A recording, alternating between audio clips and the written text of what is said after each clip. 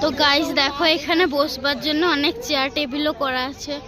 আর এখানে বিষ্ণুপুরে তাঁত, স্বর্ণচুরি, বালুচুরি বোনার জন্য এই দেখো এটা মেশিন, আরো অনেক কিছু জিনিস আছে।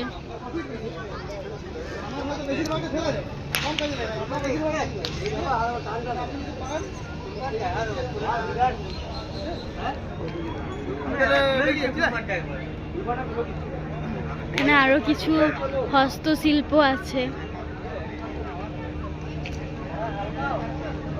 এই দেখো আঁকছেন উনি, আর এখানে আঁকা আছে, কি সুন্দর হাতের কাজ। এটা লণ্ঠন।